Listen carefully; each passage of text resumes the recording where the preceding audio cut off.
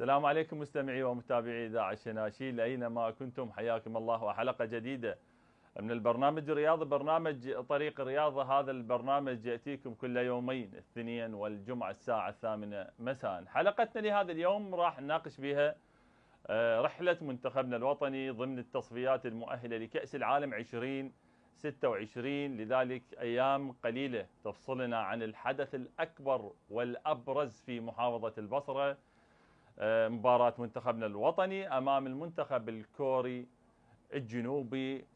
لذلك الاستعدادات قائمة والتحضيرات لمنتخبنا الوطني. إن شاء الله كل هذا وأكثر راح نناقشها مع ضيوفي الأعزاء. المباراة راح تكون إن شاء الله بعد أقل من يعني 9 أيام.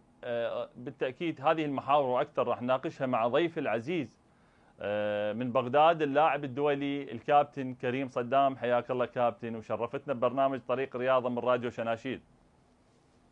الله محييك عيني حبيبي، شكرا جزيلا على الاستضافة، وإن شاء الله نستمع لهم والإخوان المستمعين. نعم الله يسلمك. هم أكيد الجمهور البصري هم يعني مشتاق لسماع صوت الكابتن كريم صدام. لنا الشرف يا طيب، أشكرك شكرا جزيلا. الله يسلمك كابتن. مباشرة لمحور حديثنا لهذا اليوم، رحلة منتخبنا الوطني. بالوقت الكل ينتظر عودة الثقة للجمهور والمتابعين والمحبين لمنتخبنا الوطني بعد انتكاسة، حقيقة خلينا نذكر نقول انتكاسة مباراة منتخبنا أمام المنتخب الفلسطيني، وسبقها مع المنتخب الكويتي. مرة ثانية تطفو على السطح المشاكل العديدة في وقت يعني الاتحاد وأعضاء الاتحاد يطالبون الجمهور أو يطالبون الإعلام بالتهدئة ما بعد مباراة كوريا ومباراة الأردن. تفضل كابتن. مرة أخرى شكرا جزيلا على الاستضافة.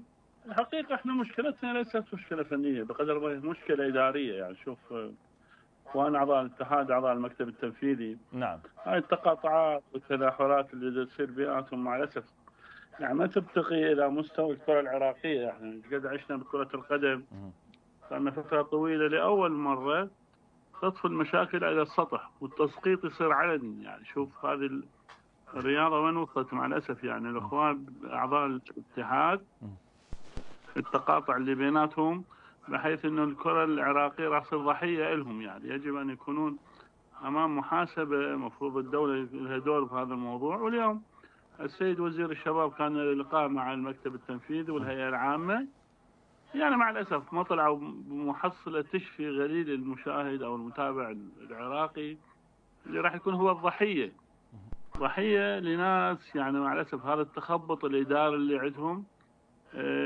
يعني دائما مسوين جبهتين، جبهة كابتن عدنان درجال والجبهة الأخرى أيادي خفية خلفية هي اللي تحركهم كالدمى في سبيل إسقاط المنتخب الوطني وعدم وصول لكأس العالم. هذه التفاصيل مزعجة وغير مرضية. يعني نشوف العمل الإداري جدا مهم. إذا ما يكون عندك عمل إداري منظم من خلال توحد الإدارة الاتحاد، الكادر التدريبي الطبي، صعب يكون عندك إنتاج في داخل الملعب. بس نتمنى احنا ولدنا يكونون خارج هاي المعمعة، خارج هذه التقاطعات الإدارية اللي تكون بين أعضاء الاتحاد. يعني شوف إخوان أعضاء الاتحاد بأيام التكريم، بأيام الفلوس، شوفهم صف واحد للتحنين ورايحين يقبضون الهدايا ويقبضون الفلوس من قبل رئاسة الوزراء. وقت المشاكل شوف كلها تتقاطع، ما يجون للاتحاد ما يوصلون، والكل يسقط بالآخر. يعني خلال البرامج الرياضية إذا شوف حضرتك، نعم، يعني صار من أعضاء الاتحاد في تسقيط الآخرين، وهذا شيء سلبي مع الأسف. يعني نعم كابتن، أنا عندي رأي بهاي القضية. أقول الأمور القانونية يعني لازم نفصلها عن الأمور الفنية. الأمور الفنية هي ماشية زين مع مدرب، ويمكن المنتخب الآن متواجد في محافظة البصرة. الأمور القانونية خليها يعني هي تاخذ مجراها، لكن من باب التناقضات هم يطالبون بالتهدئة. كابتن كريم صدام، وشوف أستاذ، أسوأ اتحاد مر على الكرة العراقية هو هذا الاتحاد. أسوأ. يعني أنتم ناس جايين من أجل خدمة الرياضة، ليست من أجل خدمة نفسكم. ما قلت حضرتك احنا الآن على مهمة صعبة، مهمة فرصه انه ترشح لكاس العالم. التسقيط لانه ناس غير جديرين يكونوا باعضاء مكتب تنفيذي، عندهم ثارات مع بعض، يعني الولد كوفن عنده ثار ويا عدنان على مود والده، علي جبار عنده ثار ويا عدنان درجان على مود الاداره السابقه، وبعض الاخوان عندهم ايادي خفيه خارج الاتحاد هي اللي تحركهم. والدليل مثل ما صرح الكابتن عدنان درجان قبل يومين باللقاءات انه ايادي خفيه تمنع عن حضور الانديه الاجتماع المكتب التنفيذي، مكتب يعني الهيئه العامه. يعني شوف وين وصلنا، يعني ابناء بلد ونقاطع في سبيل مصلحتنا الشخصيه على حساب مصلحه البلد. وهنا غياب دور الدوله، الدوله ضعيفه، الدوله ما تاخذ دورها الطبيعي، الدوله جدا جدا ضعيفه، خصوصا وزاره الشباب مع الاسف، يعني مع وجود الاخ احمد المبرقع، انسان رائع، انسان طيب، بس مع الاسف ماكو اجراءات تردع هؤلاء الناس اللي يشكلون كثير من المشاكل. يقال انه سيحاسبون في حال عدم ترشح المنتخب. هو المنتخب اذا ما ترشح بعد شنو العقوبات اللي تقع على الناس؟ مع الاسف يعني واصلين الى مرحله التدهور، مرحله التطور يعني. نعم كابتن، الله يهديك. الله يسلمك. كابتن كريم صدام ابقى ويانا كابتن. ينضم معنا الصحفي الرياضي الاستاذ جمعه الثامر. حياك الله كابتن وشرفتنا ببرنامج طريق الرياضه. نجاح، تحياتي لك وتحياتي للضيف الكبير النجم كريم صدام، وايضا لكل جمهورك كل متابعينا. الله يسلمك كابتن. المعالجات بهذا الوقت تحتاج الى هدوء، خاصه هذه المرحله، بعيدا عن مظاهر الحضور الاعضاء ورئيس الاتحاد مع المنتخبات ومرافقه المنتخبات. واحنا انا ذاكره قلت المؤمن لا يلدغ من الجحر مرتين. احنا فتره كاساس ليست بالبعيده كابتن. اليوم باعتقادك اكو معالجات حقيقيه لانقاذ ما تبقى لهذا المنتخب؟ تفضل كابتن. شوف طبعا تحياتي مره ثانيه. على المستوى الفني يعني اقول لك يعني ممكن ماكو شيء صعب بكره القدم متى ما توفرت العوامل لنجاحها. كل شيء ممكن في كره القدم. يعني احنا عندنا مباراه على ارضنا، فبالتالي بالحسابات الفنيه من تكون على ارضك عندك افضليه. تمام. عليك ان تستغل وتوظف هذه الافضليه. اعتقد فقط الوقت كان مو ذاك الوقت الكافي، لكن انا متفائل معه، متفائل جدا بهذا المدرب. على الاقل مدرب، يعني اقدر اعتبره مدرب وقاد منتخبات عاليه المستوى ويمتلك خبره في التعامل مع المباريات الكبيره، على عكس كاساس اللي يعني احنا من منحناه ان يكون مدرب، يعني اول مره منحناه تجربه ان يكون مدرب على حساب منتخب العراق. فبالتالي متفائل. من مباراه على ارضك ممكن تحقق نتيجه ايجابيه، الامر ليس بالامر الصعب. متى قلت لك توفرت عوامل واختزلنا الوقت اللي يضيق، يعني نستثمر احسن استثمار بدون تدخلات. ايضا نشحن المنتخب شحن معنوي ونفسي، نوظف اللاعبين بصوره صحيحه بعيدا عن الضغوطات. اذا خرجنا بنتيجه ايجابيه في مباراتنا مع كوريا، تبقى المباراه الاخيره هي مباراه مصير، يعني مباراه يقول لك مباراه تاخذ الى مباراه احسن اللاعبين، لكن الى معركه اخذ الشجعان. هذه رايح الى معركه، خليني اقول لك اياها، هذه رايح مع الاردن الى معركه صح. يعني فبالتالي اخذ اشجع اللاعبين، يعني قد يكون مو افضلهم لكن اخذ اشجعهم. فبالتالي هذه المباراه يعني مو غريبه على الكره العراقيه. احنا حققنا نتائج اصعب من هذه المباراه، اصعب من سيناريوهات صعبه، وفزنا وعبرنا وتأهلنا. قلت لك متى ما استحضرنا كل الاشياء، العزيمه والروح والايمان بقدراتنا، واهم شيء عوده الثقه للاعبين بانفسهم. اللاعبين مهدمين يعني بصراحه، خلينا نكون واقعيين. ثقتهم انعدت بانفسهم، خاصه بعد التعادل مع الكويت وخساره مع فلسطين والهجمات الاعلاميه اللي تلقوها. فقدوا الثقه بانفسهم، يعني بداوا يتسرب الى داخلهم انه منتخب غير مؤهل للتاهل للمونديال، برغم كل اللي قيل ويقال ان المجموعه سهله وهي سهله جدا. علينا شلون نعيد اللاعبين الى المسار الصحيح، يؤمنون بقدراتهم انه هي كب ولا اكثر، ممكن يعودون. كابتن جمعه نعم هسه هذه المشاكل ما نعرف مقصوده، يعني ليش دائما تثار مثل هذه المشاكل قبل اي مباراه وقبل اي بطوله؟ والله للاسف الشديد، يعني شوف هم قبل يعني قبل فتره طالبوا الكل بالهدوء والاعلام ان يكون هادئ جدا. نعم. واعتقد كثير من القنوات الاعلاميه وكثير من حتى من الاعلاميين اللي يظهرون تجاوبوا معاهم، والهدوء مطلوب، والمهمه مهمه وطن. لكن يعني ينجرون هم نفسهم الى اعتقد والله ما يعني ما اريد اوصف وصف قاسي بحقهم لان هم كلهم اسماء وقدموا ما قدموا، لكن هذه لا تحدث الا من صغار العقول يعني للاسف الشديد. يعني مو هكذا تدار الامور. يعني ما اعرف صح بيناتكم تقاطعات او خلافات وهي تحولت الى عداوات يعني بصراحه، يعني بدات اكبر من ما انا توصفها خلافات او تقاطعات. لا، ما بينهم لا يوحي انه هي عداوات وثارات بينهم للاسف الشديد ان تظهر في هذا التحديد في هذا الوقت بالتحديد والمنتخب. لكن انا دائما اؤكد وحتى من شوف لن نخلي المشاكل شماعه للمنتخب. دائما احنا كلنا نعمل باحترافيه ومهنيه عاليه عن العالم. يجب ان يكون المنتخب والجانب الفني واللاعبين في معزل عن اي مشاكل. هذه مهمه كابتن. نعم معزل كابتن. شلون نقدر نعزل اللاعبين في ظل وجود الفيسبوك ووجود مستحيل انه يعني نعم. لا تقول لي كابتن جمعه انه ما يوصل للاعبين او ما يوصل للكادر الاداري او الكادر الفني. صح بس لكن انت قادر على حمايتهم من الاثار اللي ولو انا اقول لك يعني بصراحه ترى كل المشاكل بكل دول العالم موجوده بكل منتخبات العالم، بس يبقى الجانب الفني ما له علاقه. اكو مدرب اكو اداره فريق هم يديرون الامور باحترافيه عاليه. نعم. فقط وضعنا استثنائي اللي اتمنيته. نعم. طيب ايش المشكله؟ انا تمنيت وهذه الحمد لله هسه حاضره. نعم. انه غياب اعضاء الاتحاد عن معسكر المنتخب هذا شيء مفرح انا اشوفه بصراحه. لكن وجودهم رئيس يعني الاتحاد متواجد كابتن جمعه. هسه بشخص رئيس الاتحاد على الاقل لو كان وحده يعني ممكن الضرر يكون اقل مما هم كلهم متجمعين. يعني بصراحه انا ما اعرف شنو الغايه منها وشنو الفكره منها. يعني اعتقد وجودهم حتى يشكل ضغط حتى على مدرب الفريق، يعني حتى على المدرب. دائما ارض الملعب مقدسه، في التدريبات مقدسه سواء للاعبين للمدرب. اي وجود اخر ما له صفه رسميه يعني يشكل عبء وضرر على المنتخب. انا تريد افسر لك الحاله كابتن جمعه، تريد افسر لك الحاله. وجود الاعضاء بالفتره الاخيره انا لها تفسير واحد، هو نتيجه المكافآت والقطع الاراضي اللي حصلوها.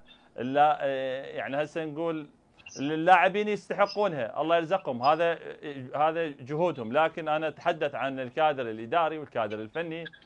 لذلك كابتن هذه المكافآت هي اللي خلت دائما ما كل بطوله نشوف تواجد يعني اعضاء الاتحاد بالملعب. استاذ نجاح، هي المكافآت ماخذيه يعني لا تصدق هم هذول ما يفوتهم شيء يعني ابدا نهائيا يعني بصراحه. يعني ابد من يجون حاط اسمه موجود يعني بالعافيه عليهم. لكن خلاص هذا حلمه 45 مليون، حلم الجماهير، فرصه تاريخيه ما تتعوض. يعني ما يعني ليش يضيعونها بتصرفات هي صبيانيه وتصرفات صغيره؟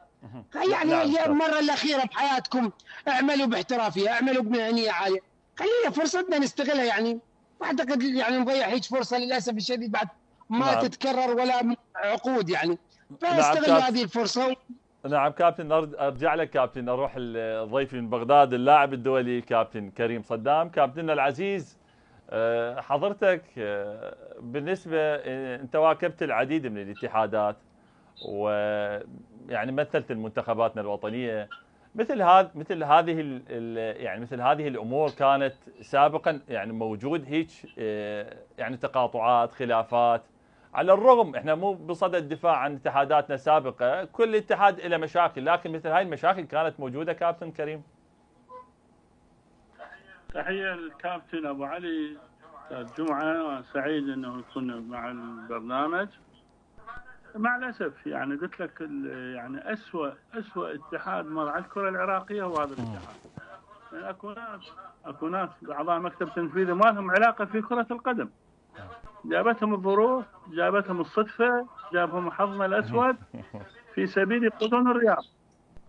فمع الاسف يعني اسوء اتحاد مر على الكره العراقيه الكابتن عدنان طموحاته واسعه، يتعامل مع ناس ما لهم علاقه بالافكار الاوروبيه، بالتطور، بالعلم، ما لهم علاقه. يدافعون عن انديتهم وفقط من اجل المرتبات والمكافآت وهذا قلت لك يعني خزي وعار على الكره العراقيه، اكو هيك ناس يقودون الكره العراقيه. طيب كابتن، من يحاسب هذا الاتحاد؟ ذكرت حضرتك يعني احنا شفنا يمكن بالفتره الاخيره هو شفنا بالنسبه للهيئه العامه عدم اكتمال نصاب الهيئه العامه عن اجتماع عموميه الاتحاد، وهذا انذار لرئيس الاتحاد والاعضاء عدم حضورهم كابتن. يعني شوف، عندنا هيئه عامه ضعيفه جدا، يقادون بسهوله، يقادون حشاك مثل استغفر الله. تجيهم توجيهات من ناس تتركون، ناقشهم، ما عنده سبب ليش ما يروح. بقدر ما يجي امر من جهات عليا يعتبرها في سبيل انه يفشلون الاتحاد او يفشلون شخصيه رئيس الاتحاد. لو انا من الحكومه الان اسحب كل المكافآت التي اعطيت لاعضاء الاتحاد، طالما ما يشتغلون من اجل مصلحه العراق، طالما يشتغلون من اجل مصالح شخصيه في سبيل اسقاط الفريق وعدم وصول لكاس العالم. لو انا صاحب قرار الان بالدوله اسحب كل المكافآت اللي انطيت لاعضاء الاتحاد هاي الفتره الاخيره من مبالغ، من قطع اراضي، في سبيل انهم اكو مبدا ثواب واكو مبدا عقاب. من كنتوا تشتغلون صح كابتن كريم ثاوبناكم، من كلام فاشلين نعاقبكم. كابتن كريم اتمنى يعني نعم. كابتن كريم، بالنسبه للمكافآت والقطع الاراضي اللي حصلوها نقول للاعبين اللي يستحقون بالعافيه عليهم مثل ما قال الكابتن جمعه ثامر، لكن بصراحه للكوادر الاداريه اللي ما يستحقونها، لا انا معك ومع هذا المطلب انه لا يعني مع ارجاع كل اللي اخذتوه حقيقه، والدعم اللامحدود من الدوله، من رئيس الوزراء، من جمهور، من افضل الملاعب، دعم بشكل يعني مو طبيعي لهذا الاتحاد بصراحه. يا اخي الان لا تسمح لي، الان الضحيه الجمهور، الضحيه كره القدم بايادي ناس ما تعرف تخطط، ما تعرف، عندهم الحقد والكراهيه هو راس مالهم بالتعامل مع الاخرين. فانتم الهيئه العامه، انتم ايش فيكم؟ الهيئه العامه ما عندكم راي؟ تقادون مثل واحد يوديكم واحد يجيبكم. من يقود الهيئه العامه كابتن؟ اكو جهات تاثر على الهيئه العامه خصوصا باجتماعهم الاخير؟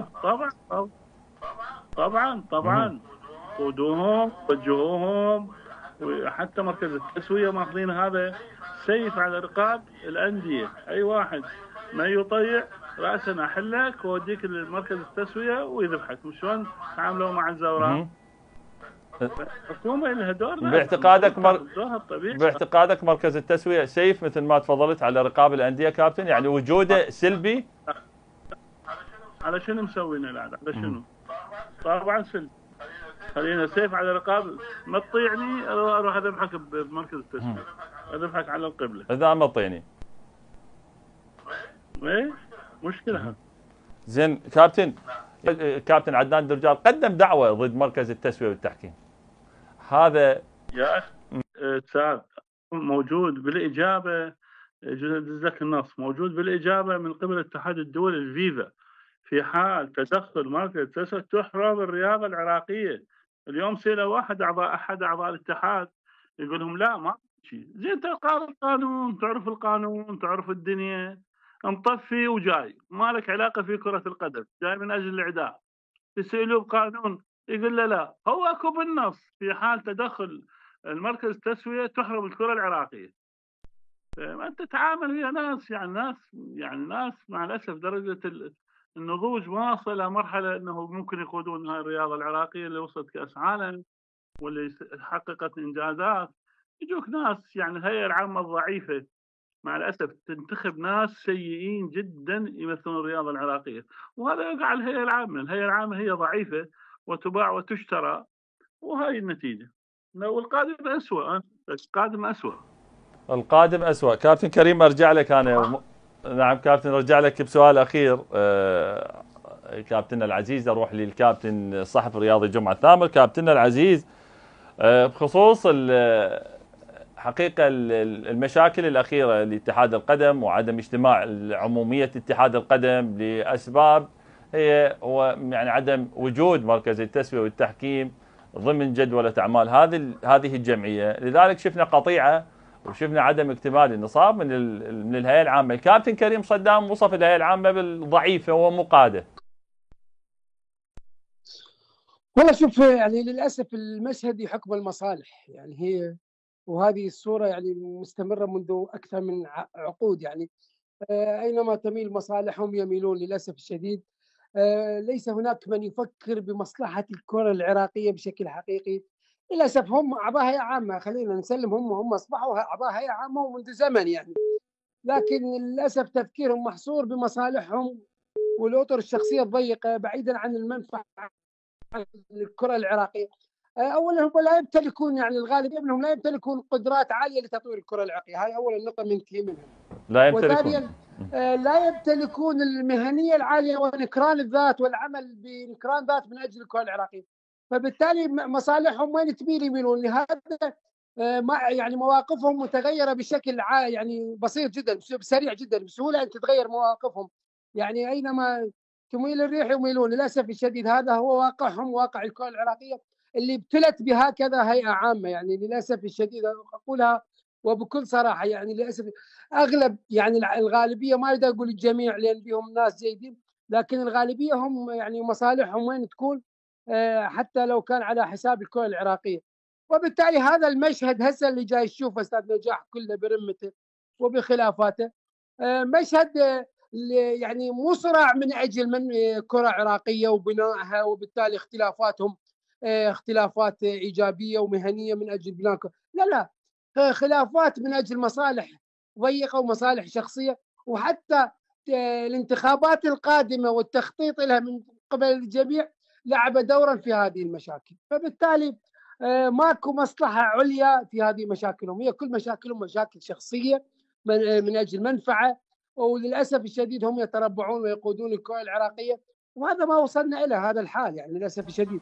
نعم كابتن، الكل ينتظر بعد مباراة كوريا والأردن أكو حديث عن حل هذا الاتحاد.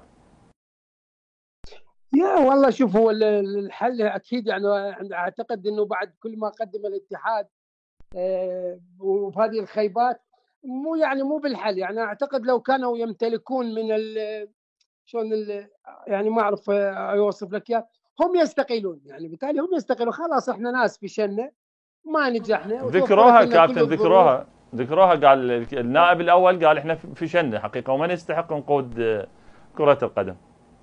ايش منتظرون؟ يعني ايش منتظرين؟ ما اعرف شنو اللي معطلهم يعني مثلا. يعني هل هذه المباراتين متوقفه عليهم؟ نعم كابتن هل منها ما عبرتوها؟ يعني بالتالي هسه هذا الامر متوقف عليكم. فاعتقد يعني واحد مرات هم يحاولون ترحيل هاي المشاكل ما بعد كوريا والاردن، حتى يقول لك هي مباراه شانس، الفزنا احنا وصعدنا كاس العالم مباشره، الجمهور يمكن مره ثانيه يرجع يجدد الثقه بينا ويدعمنا مره ثانيه. هو المشكله مو جمهور استاذ نجاح. شوف انا رايي، نعم، شوف هو كان من الخطا ان يربطون مصيرهم بمصير مباراه او نتيجه. هم لو كانوا يعملون بمهنيه وناس يخططون اكو استراتيجيه يعملون صحيح، وبالتالي هي النتائج تاتي. انا ما اربط مصيري سواء تاهل المنتخب باقي او ما تاهل ما باقي. تعرف هذه مباراه كره قدم مرات تحكمها اشياء اخرى خارج المنطق وما تاتي النتائج، لكن هو عملهم ما كان جيد. انا ما له علاقه بنتيجه منتخب سواء صعد او ما صعد. يعني هسه باكر عقبه اذا صعد المنتخب والحمد لله وتوفقنا، هل الاتحاد جيد؟ لا، سيء. يعني ما يشفع لانه صعدنا اذا كاس العالم بعد مباراه كوريا او الاردن انه هو ترجع وتقول الاتحاد جيد. لا، الاتحاد سيء بكل عمله سيء، استراتيجيته خاطئه، خلافات واضحه وتقاطعات ومشاكل. مو هكذا يعني يقود كره القدم. يعني مو انا هسه اذا تاهل المنتخب اعطيهم صك الغفران بانهم كانوا اتحاد جيد، لا، هم اتحاد سيء. يعني هذه نقطه راس سطر. انه احدهم يقول والله فشلنا، يا اخي فشلتوا خلاص غادروا. هي مو يعني واحد يتمسك بالامر الى نهايه المطاف الان يذبح احلام الجماهير. غادروا، واكو غيركم ممكن يقود الكره العراقيه، واكو ناس مهنيين، واكو ناس حريصين على قياده الكره العراقيه، ما يبحثون عن مصالح شخصيه، عندهم غايات نبيله واهداف ساميه. ترى ما خليت الكره العراقيه بها اسماء كبيره وكبيره جدا وتريد تعمل، بس لكن هي المشهد ما يتيح لهم التواجد بقبه. نعم كابتن العزيز، شكرا لحضرتك وشرفتنا ببرنامج طريق الرياضه كابتن جمعه تامر. حبيبي استاذ نجاح، حبيبي الله يسلمك. الله تحياتي يسلمك. الكابتن الكبير كريم صدام. الله يسلمك كابتننا العزيز. بسؤال اخير خلينا ناخذه شقين. الشق الاول قبل لا انتقل للجانب الفني كابتن كريم، انا شويه ما اريد اغادر موضوع مركز التسويه والتحكيم. استاذ اكو محاكم رياضيه، محاكم الرياضيه هي تحل النزاعات الرياضيه اللي تتواجد بالبلد. اكو مدارس اختصاص. الان مركز التسويه تعرف يراد له مؤهلات، يراد له كثير من المعايير في سبيل نجاح الناس. يعني اقل شيء ذول المحكمين اقل شيء عنده يكون خدمه فد 30 40 سنه بمجال القدم حتى يحكم. انت مو جايب لك بنيه عمرها 20 سنه 25 سنه، او جايب لك محكم عمره بحدود 30 سنه يجي يفتي ويحكم بهذه المواضيع. الان مركز التسويه بعد ما السيد فائق زيدان سحب ممثل القضاء فيها فقد شرعيته، ما عنده امر قضائي يروح ينفذ. فالان مركز التسويه ما ممكن لحد الان يصدر قرارات، هو ما عنده شرعيه. يعني انا ما اعرف شلون تقاد الدوله بهذا الموضوع. قبل فتره حضرت، يجوز قريت قبل فتره انه هذه الامتيازات تتمتع بها اللجنه الاولمبيه الان. سابقا كان عدم وجود وزاره الشباب، تتذكر بايام النظام السابق. الان الشباب هي الراعيه للانديه وهي الراعيه للمؤسسات الرياضيه، والاولمبيه شغلها شهر او شهرين. اثناء الاولمبيات تكون فريق، تنتهي الاولمبيات يقعدون كل واحد يقعد بشقته بغرفته وما له دخل بالرياضه. احنا الان الاولمبيه بالرياضه صفح، يعني ماخذه شغل مال وزاره الشباب مال الاتحاد، وهي الاول والتالي. يعني اليوم نشوف تداخل صلاحيات كابتن من قبل الاولمبيه. ضعف من وزاره الشباب. اكو صلاحيات وزاره الشباب جت الاولمبيه استولت عليها. انتم القانونيه او انتم وزاره الشباب وين دوركم؟ انتم راس الهرم الرياضي العراقي. الاولمبيه تقول لا انا الهرم مو الوزاره. زين الوزاره انتم تمولون، انتم تطلون، انتم تمنحون جوائز للانديه. الانديه ما لها شغل بالاولمبيه. يعني احنا الانديه لا هي عامه لا ترشح. منين هاي القوه جت الاولمبيه كابتن؟ شلون؟ الاولمبيه شلون قدرت يعني تتدخل وتاخذ اذا مو اكو فجهه قويه يعني تسند هذه الاولمبيه وقدرت يعني تدخل شغل وزاره الشباب؟ ضعف وزاره الشباب ضعيف. وزاره الشباب ضعيف. اخذت عمل وزاره الشباب تحل الانديه وتاسس انديه. يعني اخذ تصريحات الاولمبيه يقول لك انا راح احل الانديه النفطيه. صح. صلاحيته مو صلاح. هاي الانديه النفطيه لعبت وساهمت وتعبت وترشحت. تجي انت بشخطه قلم تزيح الانديه. دمج الانديه المؤسساتيه. نعم. بيا قانون هذا بيا وزاره. هذا شغل وزاره شباب. صح. تحل انديه، تاسس انديه. هسه احنا كل الانديه تاخذ اجازه تاسيس من قبل الوزاره. يعني الوزاره ما تعطيك موافقه انت ما تاسس نادي. صح. من مرجعيتك؟ مرجعيتك لوزاره الشباب. تعطي اموال وزاره الشباب، لها ادوار. هاي شو هسه الملاعب، كل الملاعب تابعه لوزاره الشباب. ما لهم دور. بس الوزاره مع الاسف يعني القانونيه مالتهم او الناس الادارات وينكم من هذا الموضوع؟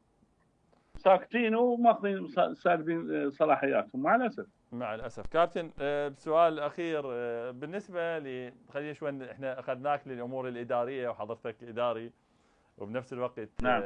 فني. كابتن ادفوكات لما يجي ادفوكات حضرتك تعرف احتمل نعم. قال اريد لاعبين جاهزين. نعم. تذكر بعد كابتن ادفوكات قال اريد لاعبين جاهزين لقصر الوقت بالنسبه لنا. فبعد نعم. جابوا له اللاعبين من يعني المحترفين واجوا بذاك الوقت وما قدر ينجح ادفوكات. هسه للظروف الكل يعني الجمهور الرياضي المتابع يعرفها. اليوم اجينا بجراهام ارنولد نفس الظروف اللي مر بها الكابتن. يعني تقريبا ادفوكات اجى بوقت وايضا طالب ادفوكات لاعبين الان لاعبين جاهزين. الوقت باعتقادك يسعف الكابتن جراهام ارنولد يعني هاي الفتره؟ لا تختلف. شوف ادفوكات مثل ما قلت حضرتك احنا ما كان عندنا تصور. هذا كاساس الرجل نجح بفترات كبيره يعني ليس عنده فشل دائم. والدليل انجازات عنده مثل الخليج، عندك بعض البطولات. جاب لنا لاعبين مميزين من ولدنا اللي خارج البلد، بحيث احنا الان عندنا اكثر من 140 لاعب، ما اقول لك كلهم جيدين، بس من هاي اللاعبين اكو نخبه، اكو لاعبين يختارون. نعم. مشكله كاس عدم استقرار على تشكيل، عدم يعني مثلا دائما نشوف ما عنده طريقه لعب، بس هو الرجل اوجد لنا بعض اللاعبين مميزين، اضافه طيبه للكره العراقيه. الرجل الان دور عدنان، الكابتن عدنان درجان مستشار قريب، مستشار فني قريب جدا نعم. على ارنولد، شاف اللعبات السابقه، شاف بعض المباريات. اكيد اكو راي للكابتن عدنان درجان، لان قلت لك هو رجل مدرب واداره وعنده فكره. هذا التعاون اللي بيناتهم مع استراتيجيه ارنولد، يعني تعرف رجل عنده خبره على الكره الاسيويه، على الكره العراقيه، يقول انا ما اغير بطريقه اللعب ولا اغير كثير، لانه هذا المنطق بحيث يحافظ على بعض الاسماء المهمه. عندنا احنا ترى لاعبين مميزين جدا، يعني عندنا يوسف الامين، عندنا بايش، يعني عندنا الوقت القاسم، يسعفه كابتن، يقدر يهيئ لنا بلاعبين لمواجهه كوريا. ممكن وفق الحماس وفق الامور، بس احنا قلت لك الامور الاداريه اتمنى من الاخوان اعضاء الاتحاد حتى البصره ما يوصلون، لا يوصلون ولا نريدهم يجون يتابعون الفريق بقدر انه وجود عدنان درجال وارنولد ومع شحذ وهمم اللاعبين، انا متوقع تكون نتيجه ايجابيه. نعم. الكابتن اللاعب الدولي الكابتن كريم صدام، كنت ضيفا عزيزا على برنامج طريق الرياضه من راديو شناشيل. شكرا لحضرتك كابتن. الله يبارك فيك، انا اشكرك جدا، يعني تحياتي للمستمعين الكرام، شكرا. تحيات لحضرتك، والشكر موصول ايضا لخلف الكاميرا الكابتن والاستاذ يعقوب السلامه، وعلى الاشراف العام الاستاذ رافد الهاشمي. في امان الله.